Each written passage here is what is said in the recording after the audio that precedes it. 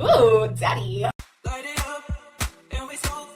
Keep me high up off the ground.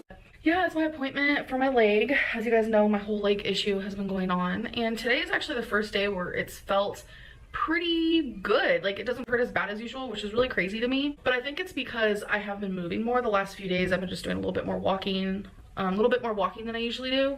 So that makes me feel like it is a pulled muscle. I don't know. But I'm going to see the doctor. She'll be able to tell me what it is, hopefully. I'm just hoping that she doesn't have any like feelings of it being a blood clot, because then I'm gonna have to get an ultrasound. And I've had ultrasounds in my legs before, or on my legs before, not in my legs, but on my legs before, and it hurts really bad because I have to press like really hard. So I'm hoping that doesn't happen. I'm hoping I can just tell her my symptoms and she can take a look at it and do whatever she has to do and just tell me good news. That's just what I'm hoping for. So yeah, today's the appointment. I'm nervous, but I don't know. I think the biggest thing for me is, yeah, I don't want it to be a blood clot, but just the fact that nurses and doctors have to look at my leg today makes me feel uncomfortable, because if someone was to ask me like what's something that I'm like least happy about with my body, or like what I'm most self-conscious about, it would definitely be my legs. 100% legs. So I'm not looking forward to that, and I kind of feel ashamed because my weight gain and stuff like that. So we'll just see what my doctor has to say for me, and I will keep you guys updated and let you know everything that's said. But as of right now, I'm pretty freaking nervous. So I'm going to explain everything that happened at the doctor's today. And last time I went to the doctor and I shared what happened, there were a lot of people who called me a liar. So we're gonna start with the fact that when I got into the doctor's office, there was nowhere for me to sit because my ass is too big to fit in the chairs. So I had to walk from the car into the doctor's, which for me is already hard enough. And then every single one of the chairs had those arms on it, but they were definitely tiny, trust me. I mean, for the average person, I'm sure they're fine and dandy, but for someone like me, I wasn't able to sit down. So then I had to stand. I had to stand for about 15 minutes, and I'm not used to that. I don't stand on a regular basis. I don't stand that long on the regular basis. The longest I stand is daily in the shower. I try to take the fastest showers you've ever known in your life, because it is a struggle for me. These things are becoming a struggle, and are a struggle for me, because that's just how it is now. So then when they finally called me back, I have legs. I really use them. I need to move more, obviously, because this was so embarrassing. I was walking and walking and walking and walking to get to the room that I was going to be seeing the doctor in, and I was like breathing exactly like this. Like, it was so embarrassing, because the nurse who called my name while I was in the waiting room was the one who saw me first, and I couldn't catch my breath, and it was just really embarrassing. So that was the first thing that happened. And I was trying to like crack jokes. I was like, oh, sorry, I have asthma, or is it the weight that I've gained? Like, I'm so awkward. Oh my god, who jokes about stuff like that? So while I saw the nurse, she just asked, so what are you in for? And I just kept it short, because that's usually what you do. I was just like, you know, I have some calf pain. I showed her where on my leg it's been hurting, and that was pretty much the gist of it. So as soon as my doctor came in, which I love my doctor, absolutely incredible doctor, but when my doctor came in and she said, so I heard you've been having some leg pain, because obviously the nurse corresponds with the doctor before, you know, I'm seen. And she said, you know, I'm worried it's a blood clot. And then she asked me, you know, what are your symptoms? Talk more about it. Let me see it. Ugh.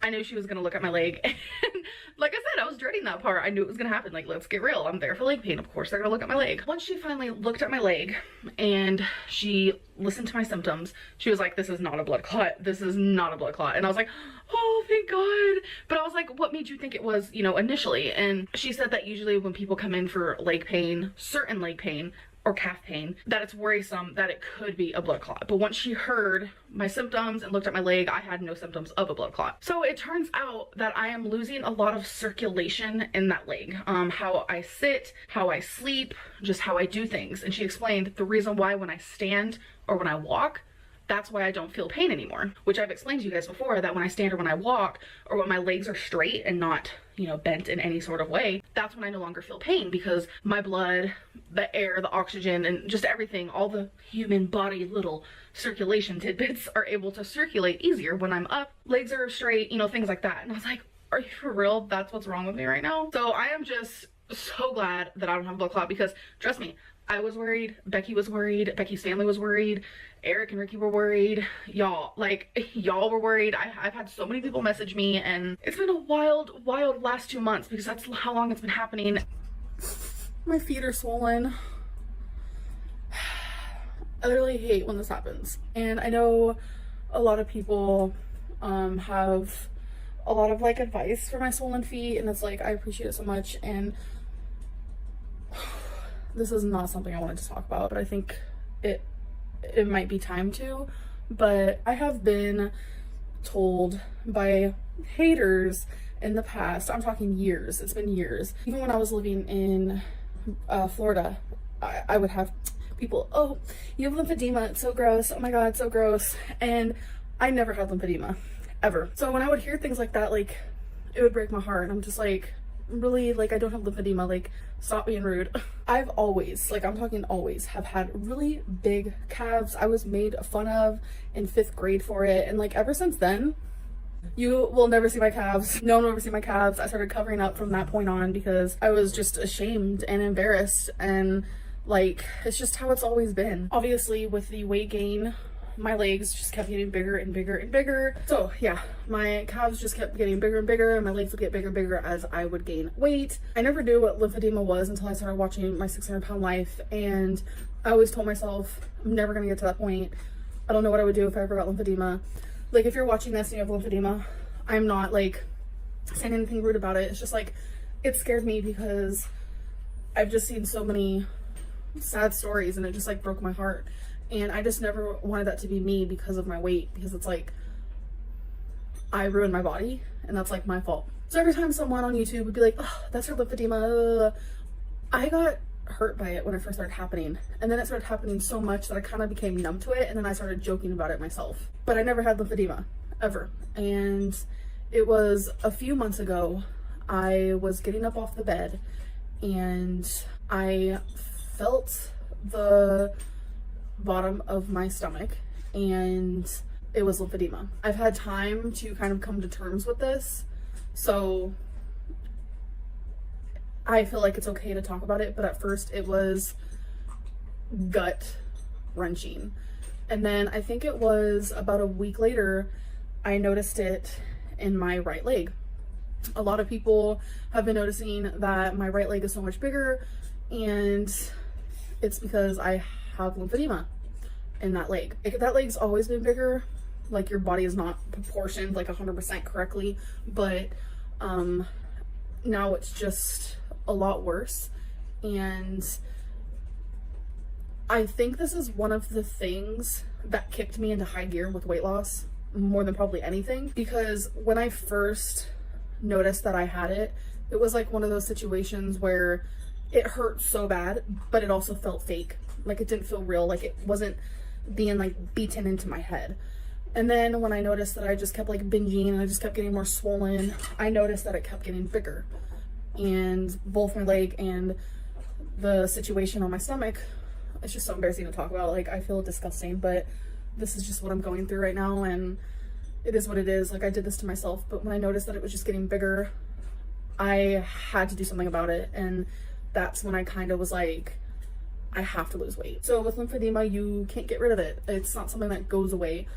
But with excessive weight loss, it can get smaller, and it can help drastically. And you can also get surgery once you get like skin removal or whatever.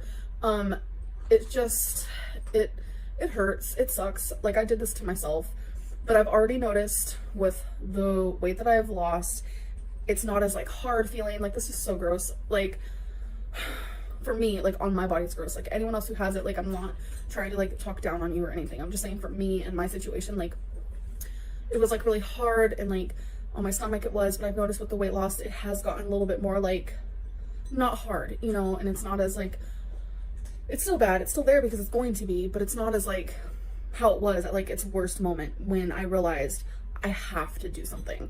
And a lot of people have been speculating like, what made Amberlynn finally lose weight? And that has a really big thing to do with it, because like, I have just swept through this whole situation. I've never been diagnosed with diabetes, or I've never had high cholesterol problems, like anything. Never had issues with my heart, nothing. Knock on wood, because I hope it never happens, but it's like, I never had any like scare. And I feel like for me, lymphedema was like visibly there, and it was there, and it freaked me out. It has literally freaked me out to the point of changing. And just amongst that, I want to be better, happier, more energized, and just excited to live life. And just, it's a lot. But I just figured I would let you guys know that is why my feet swell. I didn't want to really mention this for a while, but I feel like now is the time. So that is why my feet swell, which is really unfortunate, and it's worse when I am sitting in a chair or I'm sitting in a car. And that's just my reality right now. I adore this sweater, but it is tight. It really is. I could see myself wearing this next year out in public, but as for right now, I would feel too self-conscious, and that's just me being honest. So I don't like how short it is because I do have lymphedema in my stomach. You guys know that. I do prefer wearing dresses lately. It's kind of obvious why. I have lymphedema growing in my stomach. I don't like talking about it. It's embarrassing. It's whatever. And dresses for me is easier because I don't want people to be looking at my stomach. Like, why would I want that? So I'm hoping that these sweaters fit good. I don't know. Like, I really miss wearing sweaters. I wish they made more like sweater dresses. Like, I'd be down for that. My lymphedema is swelling. It's super, super swollen from the car ride, from walking in the store. It's just like, you know, if you don't have knowledge about lymphedema, definitely do your research if you're interested. It's very interesting. It's unfortunate that I have it because it honestly gets in the way of life. I've actually had a lot of people, like, if I still have the screenshot, I'll post it here. This person was just like, why does she look, you know, smaller up top? Like, she's still the same weight. Like, I don't get it, but like her bottom half is still like huge. I am holding a lot of weight in my legs. My lymphedema makes my legs a lot heavier than what my legs were, say, back 5 years ago. So up top does look a little smaller, while the bottom is bigger because of my lymphedema. Lymphedema is not curable. I don't know if I told you guys, but I have been referred to a lymphedema doctor and a physical therapist for my lymphedema. So that is in the works currently, so it's like an update on that. So first I want to start with the whole lymphedema thing. So very short backstory. In 2019, I started forming this big fluid like-ness on my leg. I don't really know how to explain it. I diagnosed myself with lymphedema, and then whenever I would see a doctor and I would say, yeah, I have lymphedema, they'd look at it and they wouldn't like say, oh no, that's not lymphedema. Like, they would never like say, that's not what that is. They would just like go with it. But I never actually saw a lymphedema specialist or a doctor that knew much about lymphedema. I never did until recently. Oh my gosh, I finally did it. I prolonged it for long enough. I was just really nervous to go for some reason.